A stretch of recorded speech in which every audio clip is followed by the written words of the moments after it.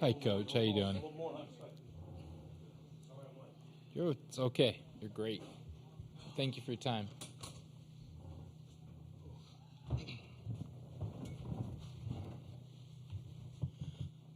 First and foremost, congratulations and welcome to Omaha. We're going to open up a question. We'll ask Coach for an opening statement, then we'll ask the student athletes questions, and then we'll dismiss them before we'll go back to questions for Coach. So, Coach, can you please give us an opening statement? Yeah, it's the third time I've been here, but every time is equally special. It's not like the first time I came here in 21. It's just they're all the same. Herb Stendek was a friend of mine that coached basketball at NC State, and he always says, Elliott, you're overselling things. You tell people it's the greatest movie you've ever seen, best restaurant I've ever been to, and then they go there, they go, the expectation's not there. And that's good advice, but I told our players, and I've told them all year, it's the carrot I hang out there, that Omaha is the greatest thing you'll ever do in your life. I think even if you go to if you go to the World Series, I think Trey Turner told me one time this might have been just as fun as the World Series he played in with the Nationals. But so I've sold this place like you wouldn't believe it. I think Omaha, Nebraska is the one place you can oversell and you still undersell it. And I've asked our players, what do you think? They say, Coach, it's better than you said. So it's just a tribute to this city, this organization that runs this place, how nice everybody that you run into are from everywhere you go. And it's just, I can't tell you how special it is. And to see these guys here means the absolute world to me. Thank you, Coach. We'll open now for questions for the student athletes. First question right here. Hey, Sam. Eric Olson with the Associated Press. Started to ask you this outdoors. Just take me through your memories of that last game that you played here in Omaha in 2021 as far as, the Iron 13 players for NC State and how you played Vanderbilt real close and you played a key role in that. Yeah, it was a roller coaster of a day. So many good and bad memories from that 24-hour period. And, obviously, means a lot to be a part of something that was that special and, etched in Wolfpack history. But I also, every time I think about that 13, I think about the 14 guys that couldn't be out there that day. And so, it was great, but, I'm just excited to be back. Questions right here? Hey, Sam. Hey, Alec. John Huang, NOLA Media. You get to this big stage, and everybody talks about all the distractions that are out there. What has been the most difficult challenge for you in limiting those off-the-field distractions, and how have you managed to do that? Yeah, it's a good point. When you get here, it's just it's kind of overwhelming. Similar to how it felt a couple of years ago. You're just so overwhelmed. So excited to be here, and we got a couple days before we play, but there's all sorts of things going on every single day, and so you just got to do your best to focus for that 50-minute period we have out there. Really focus, get your throwing in, get your swings in, and just keep your mind on baseball. I would say going off what Sam said, you got to soak it in and enjoy it. We've earned it. There's a lot of fans out there that want our attention, so we give them our time. But when it's time to go, I think we're going to spread the word around, especially to the younger guys. Let's go do business.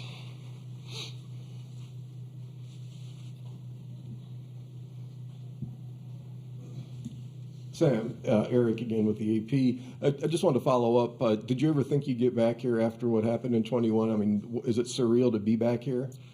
Yeah, it's so incredibly hard to get here. And, we found that out the past couple of years. It's so incredibly hard. Everybody you have to beat to get here is such a good team. And so the goal was always to be back. And I knew it wasn't going to be easy, but I definitely thought every year, we had a shot. And that's all you need is find a way to the postseason, and then you're 5 or 6 wins away.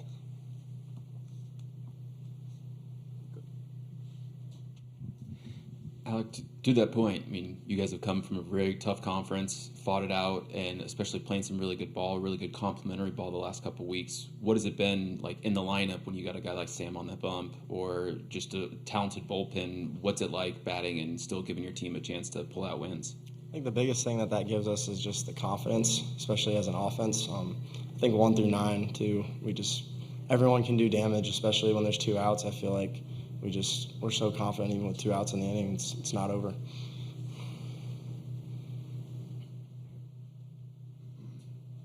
Kentucky plays a very, very aggressive style of baseball. Their whole goal is to try to put pressure on you and make you make mistakes. Is there any way that you're specifically preparing for that? How do you kind of program your mindset to be able to deal with that pressure? Yeah, I mean, they're a very talented team, very athletic, a ton of good players, a ton of good pitchers, and you just have to play fundamental baseball. Like, if they're going to try and give you outs, then you have to be able to take them and not compound mistakes, because that's what those offenses live on, and so we just have to do our best to make the fundamental plays. Yeah, I would say, going off that, I mean, we can't really try to do too much, make the routine plays and just go out there and play the game. Any other questions for the student athletes? Over here. Brady Oldman's helping out Raleigh News Observer. I know we're working on a story about just there's so much that you can control, and uniforms being one of them, and there's always some good superstitions and things that go into it at a place that, Sam, you've got history on. Alec, you're here for the first time. What goes into picking out what you wear, and any special thoughts that go into it? I don't know.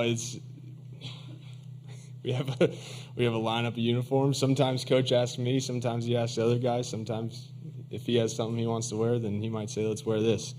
I don't know what we're wearing game 1, but Whatever you want. yeah, I don't know. Last time I think we wore black and pinstripes. I don't know if we brought the pinstripes this year, but yeah, we won in the black on last weekend, so who knows? Maybe. I'd say it really doesn't matter to me. I'm just here to play some ball. Any other questions? Gentlemen, you can be excused. Best of luck and enjoy your time. Thank you. Sally, go ahead and take them back, and I'll. If it ain't, take them back, and I'll walk back. Just you got my wallet. Give me my wallet so I can get a key to the room. I'll walk back. Make sure they get back, and I'll walk back. It'll do me good. Thank you very much. We'll get you back, Coach. I can walk. I know you can. No, I'm the worst direction person in the world, but I ask people. I don't. They said my assistant says just GPS. I just stop and ask people. How close is the hotel? Is it Can't be that far. Walk will do me good.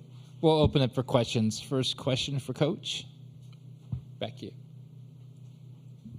Jason Patterson, Island CWS. Coach, you talk about your own journey walking, but how about the journey here? How far back does the dream go for you? You talked about how great this place is.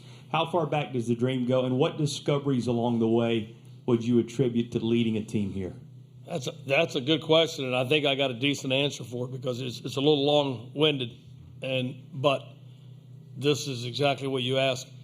When I was at New Mexico State, I had no money personally. I think my first salary was $6,000.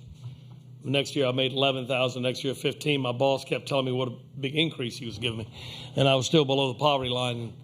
So the Yes Clinic, I don't know if it's still here, but they had a Yes Clinic back then, and they paid me money to come out there and work it, but I couldn't afford to rent a car. So Joe Arnold from Florida, Eddie Cartieri from South Florida, they drove me everywhere they went. But they said, now, we know you're just a baseball rat. We're not going to every game. We're going to go to some horse races too, so we'll take you wherever you go. But I did that. So I did that Yes Clinic out here, and I fell in love with this place, but I swore I'd never come back ever unless I brought a team with me. And I've stuck to that promise. And it's just, every team is so different. It never, like I said, it's never changed. The first time I got here, I remember special moments. Like I remember that they have a Little League team, like a World Series going on too.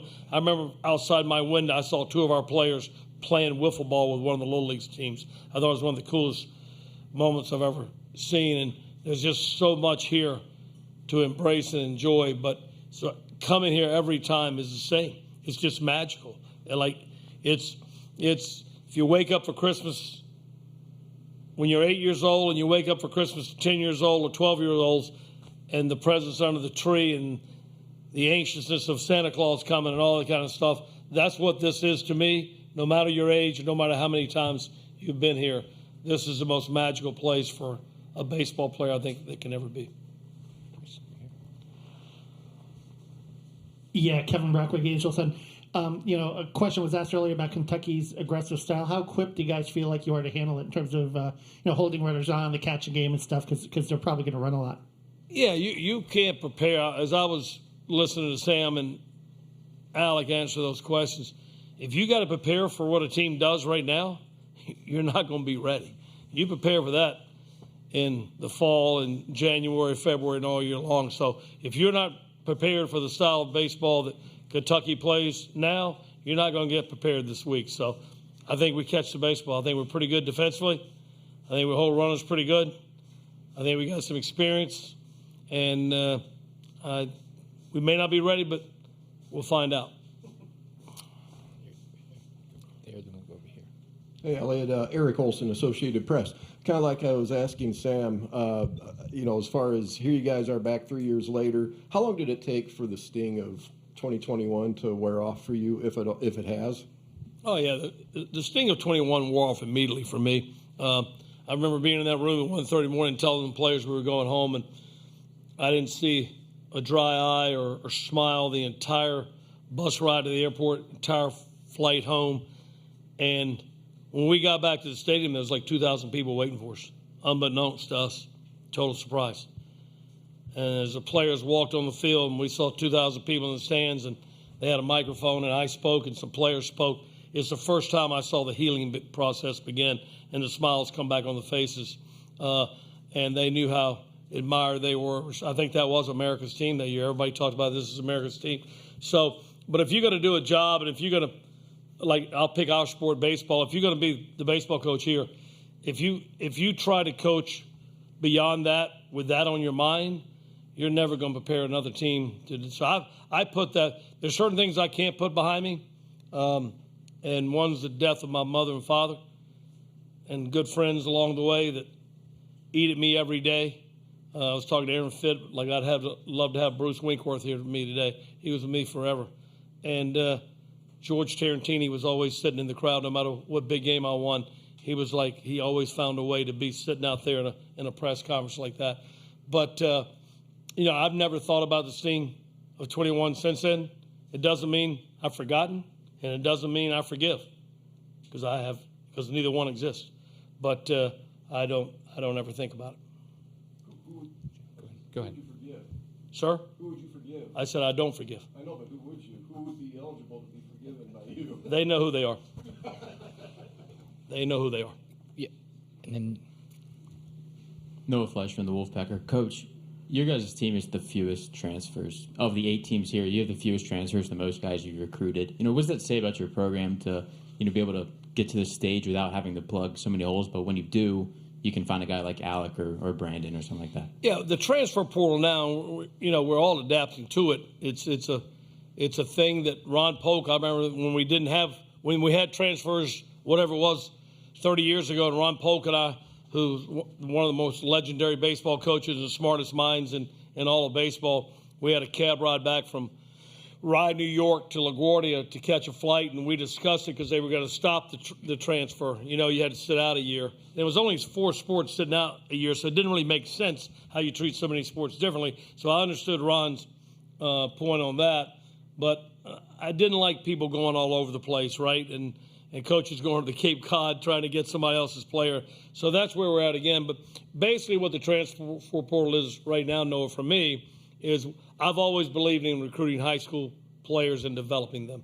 That's always been the heart and soul of our program at NC State, because we're all about development, and you can't develop people in a year like you take Alec Makarewicz and Garrett Pennington and Brandon Butterworth, are we really a part of their success?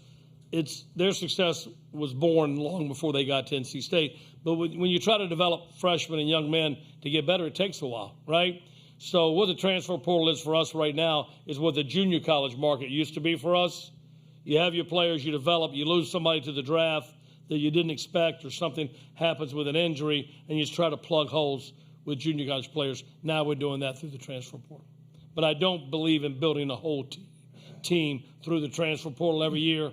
That's not what we're all about, and that's not what I believe in. Hi, Coach. John Huang, NOLA Media. Coach Minjian was up there before you, and he was just so excited. You could tell it in his voice. This is his first time here as a head coach. For those of us who are a little bit older, can you tell the world why it's so important, age and experience, what difference that can make in this situation? I don't know. I think it's all about players personally. I think coaches, I think we get in the way more than we help deliver results. I think our job is along the path of all fall and all preseason and all season long. I think that's when age and experience may matter with some things you do. I know that third game at Georgia was tough to play, and we sat there all day long in that hotel waiting for that game, and I could just feel the nerves, ramping up in me. So if it's ramping up in me at my age, I can imagine what it was doing to some of the players. And I think that's where age and experience might come in a little bit. But players win games. Coaches, sometimes we get in the way. At this point, Coach Esposito was the greatest sports mind that I've probably ever – I've been around so many great people. It's unbelievable. The list is so long. But Jimmy V, who he's nationally known, he taught me so much, and being around him for a while. But Coach Esposito, who built NC State's program, I learned probably more from him. I think we all did at NC State. He's a legendary figure there. We call him the Godfather. And he always told me, let the players win games when you get to this stage. Don't try to get in the way. Don't try to do too much. And you've done your job, and now let the players. And that's kind of what I live by. Avery Howard with Herd Out Sports. Just want to talk about this split of the SEC and the ACC, and just, maybe there's a little bit more of a rivalry there, but also on the other hand, just talk about the strength of which the ACC was this season. Yeah, I think I've been in this league for 28 years now, and I think this league has changed so much through the years. Obviously, it's expanded, and we added teams, and I was here when there was 8 teams. I was here when there were 9 teams. So it's expanded so much, and with that come some teams that had to adapt to how tough the league was. But we always remember with recent memory, and I think the league is as strong as it's ever been from top to bottom. But I don't know if there's so much, for me it's not, a rivalry with the SEC as a respect with the SEC. That's what it is for me. 2 great leagues, but there are a lot of great leagues in this country that don't get talked about. But when it gets to 4-4, I know it's a good story, because we are probably, a lot of people talk about us being the 2 best leagues in the country, but it's not a rivalry with me. It's just simple respect. Jackson Reyes, the Omaha World Herald. Can you just talk about what it means to you to have a guy like Sam get back here and have another chance in playing in the College World Series? Well, it means absolutely everything. I thought his answer was unreal. I thought his answer was who he is. Taking any team back here is special, but we have 4 guys, I believe. Tyler can help me. I think it's 4 guys. 7 that were on that 21 team that were part of this year's team, but 4 that are here with us now. And for those guys to get back here, because nobody will ever understand how difficult, and I've had some difficult conversations in my career with players over many things.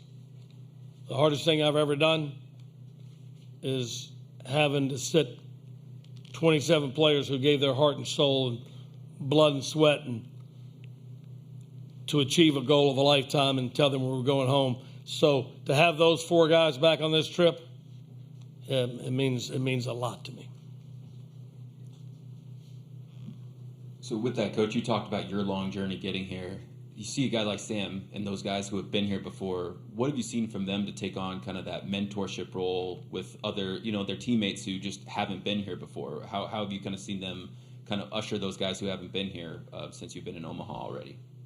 Well, I'm learning more. You learn more from players than you ever teach them, probably. And I probably talk to players more this time of the year about things that I try to stay away from. I talked to Logan Whitaker, who epitomizes Jimmy V's legendary statement that we all live by at NC State and hopefully across the world, is don't give up, don't ever give up. And Logan Whitaker went through so many injuries, everybody gave up on him, and he didn't give up on himself. And so to see every time he toes the rubber, it's just amazing to me. It epitomizes what Coach V said. And like I said, sitting around that hotel room all day, playing that great Georgia team in front of that great crowd, we all started to get some butterflies, right? And they just kept growing and growing and growing. And I talked to Logan, I think it was the night before last. He just showed up at the field. I was at the field. He showed up at the field. And we got to talking about that game 3 at Georgia. He said he called Matt Willison. Matt Willison's not with us. He was the guy that pitched that third game against Arkansas to get us here in 21. He called Matt Willison to ask him for any advice he had on what it's like controlling your nerves on a game 3 to get your team to the World Series, who you love so much. And Matt talked to him for 30 minutes, and then he wrote him back a text, which Logan read to me. And I thought, doggone it. I said, this is what it's all about. And Logan looked at me and said, Coach, I know you know how close this team is, but I don't think you really can conceptualize how really close this team is. This is unbelievable. And Logan's been on like 6 of our teams.